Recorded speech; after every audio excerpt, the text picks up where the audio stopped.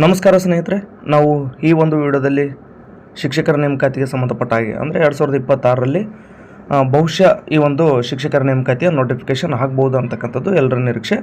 ಹಾಗಾಗಿ ಈ ಒಂದು ನೋಟಿಫಿಕೇಷನ್ ಏನಾಯಿತು ಮತ್ತು ಯಾವಾಗ ಆಗುತ್ತೆ ಅಥವಾ ಆಗೋದಿಲ್ವಾ ಅನ್ನೋದ್ರ ಬಗ್ಗೆ ಚರ್ಚೆ ಮಾಡೋಣ. ಈ ವಿಷಯ ಯಾಕೆ ಬಂತು ಅಂತಂದರೆ, ಒಂದಿಬ್ಬರು ಪರ್ಸನಲ್ ಆಗಿ ನನಗೆ ಕೇಳಿದರು, ಅಂದರೆ ನೋಟಿಫಿಕೇಷನ್ ಆಗುತ್ತಾ ಆಗಲ್ವಾ ಶಿಕ್ಷಕರದ್ದು, ಏನಾಯಿತು ಅಂತೇಳಿ ಹಲವಾರು ವಿಚಾರಗಳ ಕುರಿತು ನನ್ನ ಜೊತೆ ಚರ್ಚೆ ಮಾಡಿದರು.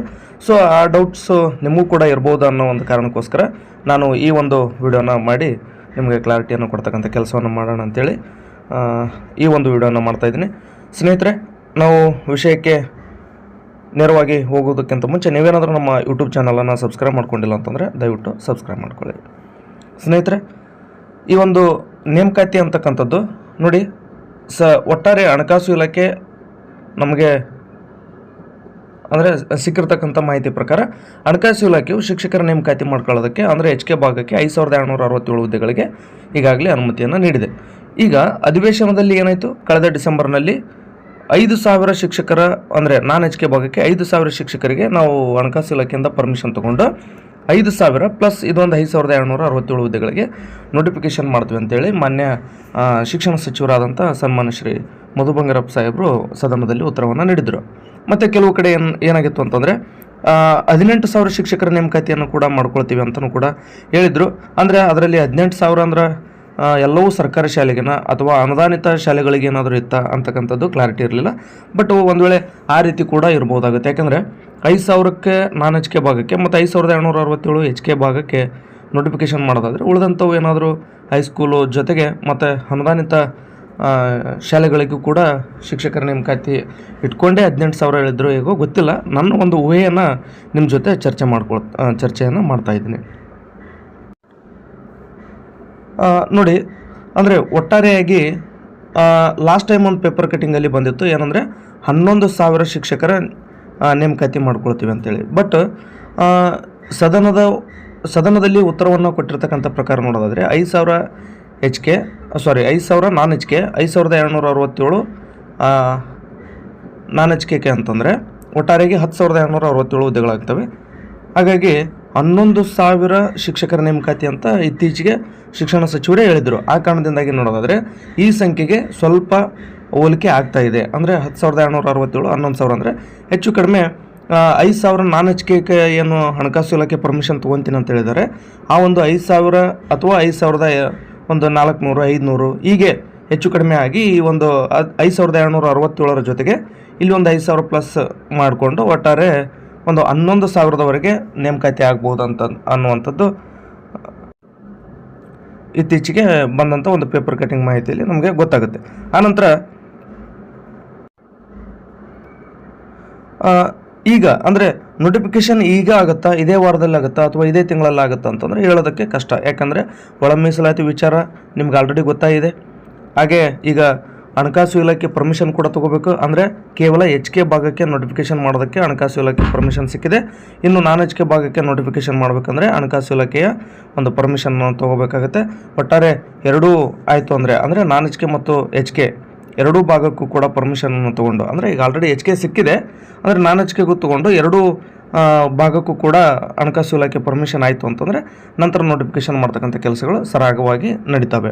ಅಂದರೆ ಈಗ ಎರಡು ಸಮಸ್ಯೆಗಳು ನಿಮ್ಗೆ ಹೇಳಿದೆ, ಒಂದು ಹಣಕಾಸು ಇಲಾಖೆದ್ದು, ಇನ್ನೊಂದು ಒಳ ಮೀಸಲಾತಿದ್ದು. ಇವೆರಡು ಪ್ರಾಬ್ಲಮ್ ಸಾಲ್ವ್ ಆದ ತಕ್ಷಣವೇ ನೋಟಿಫಿಕೇಷನ್ ಆಗ್ತಕ್ಕಂಥ ಚಾನ್ಸಸ್ ಇದೆ. ಇನ್ನೊಂದು ಏನಪ್ಪ ಅಂದರೆ, ಕೆಲವರು ಕೇಳಿದರು ಏನಂತಂದರೆ ಮಾರ್ಚ್ ಏಪ್ರಿಲ್ನಲ್ಲಿ ಏನಾದರೂ ಗ್ರಾಮ ಪಂಚಾಯತಿ TP-ZP ಎಲೆಕ್ಷನ್ಗಳೇನಾದರೂ ಆಗ್ಬೋದಾ ಅಂತಂತಂದರೆ ಬಹುತೇಕ ಅದು ಕೂಡ ಒಂದು ನಿರೀಕ್ಷೆ ಇದೆ. ಒಂದು ವೇಳೆ ಎಲೆಕ್ಷನ್ ಆಯಿತು ಅಂದರೆ ನೋಟಿಫಿಕೇಷನ್ಗಳು ಎಲೆಕ್ಷನ್ ಮುಂಚೆನೂ ಆಗ್ಬೋದು ಅಥವಾ ಎಲೆಕ್ಷನ್ ನಂತರನೂ ಕೂಡ ಆಗ್ಬೋದಾಗಿರುತ್ತೆ. ಇನ್ನೂ ಎಲೆಕ್ಷನ್ ಬಗ್ಗೆ ಕ್ಲಾರಿಟಿ ಇಲ್ಲ. ಸೊ ಅದನ್ನೆಲ್ಲ ನೀವು ತಲೆಗೆ ಹಾಕ್ಕೊಂಡು ಗೊಂದಲ ಮಾಡ್ಕೊಳಕ್ಕೆ ಹೋಗ್ಬೇಡಿ. ಸುಮ್ಮನೆ ನನ್ನ ಜೊತೆ ಚರ್ಚೆ ಮಾಡಿದ್ದಕ್ಕೋಸ್ಕರ ನಾನು ಆ ವಿಷಯವನ್ನು ಪ್ರಸ್ತಾಪ ಮಾಡಿದೆ.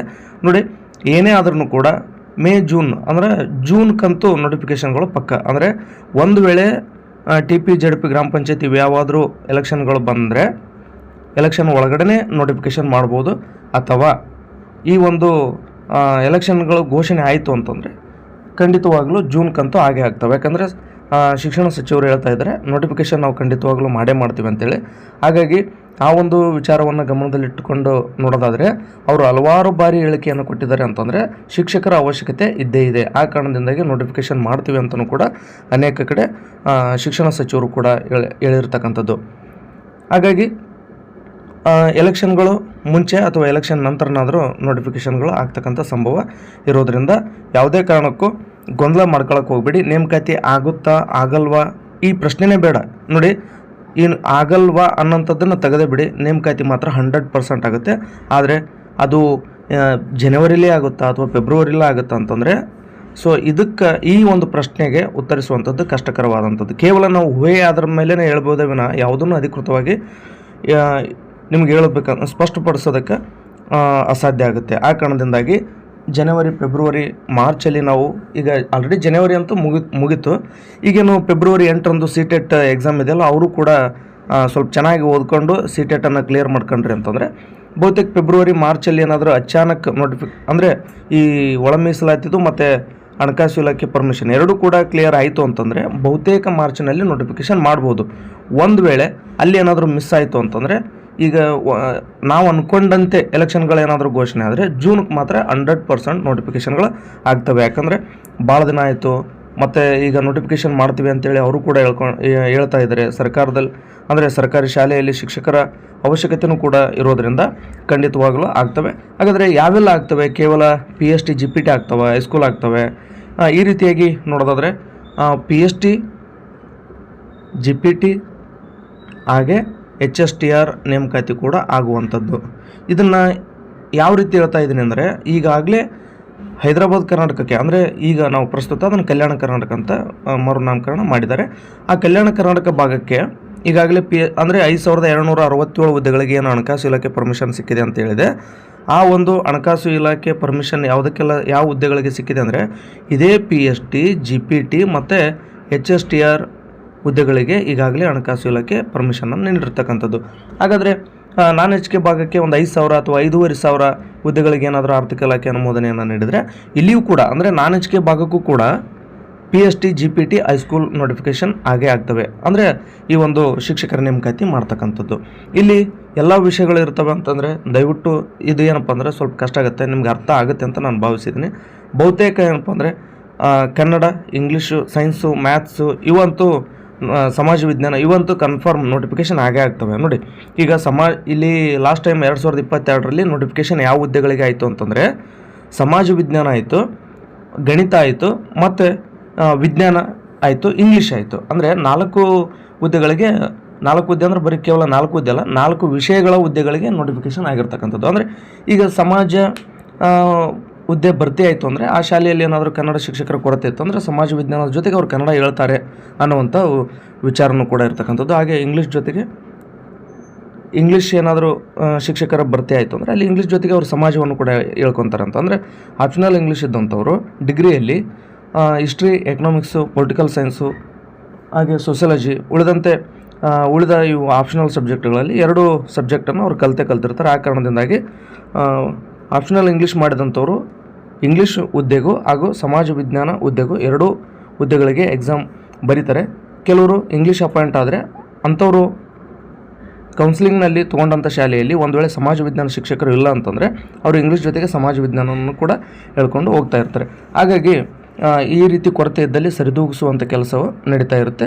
ಆ ಕಾರಣದಿಂದಾಗಿ ಬಹುಶಃ ಸಮಾಜ ವಿಜ್ಞಾನ, ಇಂಗ್ಲೀಷು, ಗಣಿತ, ವಿಜ್ಞಾನ ಒಟ್ಟಾರೆ 4 ವಿಷಯಗಳ ಹುದ್ದೆಗಳಿಗೆ ನೇಮಕಾತಿ ನಡೀತಕ್ಕಂಥದ್ದು. ಬಹುತೇಕ ಫಿಕ್ಸ್ ಅಂತಲೇ ಹೇಳ್ಬೋದು. ಆದರೆ ಕನ್ನಡ, ಹಿಂದಿ ಇವುಗಳನ್ನು ನೋಡೋಣ. ಬಹುತೇಕ ಕನ್ನಡ ಕೂಡ ನೋಟಿಫಿಕೇಷನ್ ಆಗ್ಬೋದು. ಹಾಗೆ ಫಿಸಿಕಲ್ ಟೀಚರ್ ಇದು ಕೂಡ ಭಾಳ ದಿನಗಳಿಂದ ನೆನೆಗುದಿಗೆ ಬಿದ್ದಂಥ ವಿಚಾರ ಆಗಿತ್ತು. ಆ ಕಾರಣದಿಂದಾಗಿ ಈ PE ಟೀಚರ್ನು ಕೂಡ ನೋಟಿಫಿಕೇಷನ್ ಮಾಡ್ತಕ್ಕಂಥ ಚಾನ್ಸಸ್ ಇರೋದರಿಂದ ಇವೆಲ್ಲವೂ ಕೂಡ ಶಿಕ್ಷಕರ ಹುದ್ದೆಗಳಿಗೆ ಆಗ್ಬೋದು. ಅಂದರೆ ಹುದ್ದೆಗಳ ಸಂಖ್ಯೆ ಕಡಿಮೆ ಆಗ್ಬೋದು, ಆದರೆ ಎಲ್ಲ ವಿಷಯಗಳ ಹುದ್ದೆಗಳು ಕೂಡ ನೋಟಿಫಿಕೇಷನ್ ಆಗ್ತವೆ. ಆ ಕಾರಣದಿಂದಾಗಿ ಯಾವುದೇ ಕಾರಣಕ್ಕೂ ಗೊಂದಲ ಮಾಡ್ಕೊಳಕ್ಕೆ ಹೋಗ್ಬೇಡಿ. ನೋಡಿ, ಇವೆಲ್ಲವೂ ಊಹೆ. ಈಗ ಎಲೆಕ್ಷನ್ ಆಗುತ್ತಾ ನನಗೇನು ಗೊತ್ತು, ಇದೆಲ್ಲವೂ ಕೂಡ ಊಹೆ ಆಧಾರದ ಮೇಲೆ ಇರುತ್ತೆ. ನಿಮ್ಮ ಗೊಂದಲ ಮಾಡ್ಕೊಳಕ್ಕೆ ಹೋಗ್ಬಿಟ್ರೆ ಓದ್ರಿ. ಬಟ್ ನೋಟಿಫಿಕೇಷನ್ ಆಗುತ್ತಾ ಆಗಲ್ವ ಅನ್ನೋದ್ರ ಬಗ್ಗೆ ಕ್ಲಾರಿಟಿ ಕೊಡೋಣ ಅಂತಲೇ ಹೇಳಿರ್ತಕ್ಕಂಥದ್ದು. ಮತ್ತು ನಿಮ್ಗೆ ಅದು ಕ್ಲಾರಿಟಿ ಇಲ್ಲ ಅಂತಂದರೆ ಯಾಕೆ ವಿಡಿಯೋ ಮಾಡಿದ್ರಿ ಅಂತ ಕೇಳ್ಬೋದು ಕೆಲವರು. ಆ ರೀತಿಯೂ ಕಮೆಂಟ್ಗಳನ್ನು ಮಾಡ್ತಿರ್ತೀರಿ. ನೋಡಿ, ನಾವು ವಿಷಯವನ್ನು ಏನೇ ಹಂಚ್ಕೊಂಡ್ರೂ ಕೂಡ ಅವೆಲ್ಲ ಊಹೆಯ ಆಧಾರದ ಮೇಲೆ ಇರ್ತವೆ. ಯಾಕಂದರೆ ಈಗ ಎಲೆಕ್ಷನ್ ಏಪ್ರಿಲ್ ಮೇಕ ನಡೀತಾ ಅಂದರೆ ಅದು ನಮಗೆ ವಿಷಯ ಗೊತ್ತಿರೋದಿಲ್ಲ.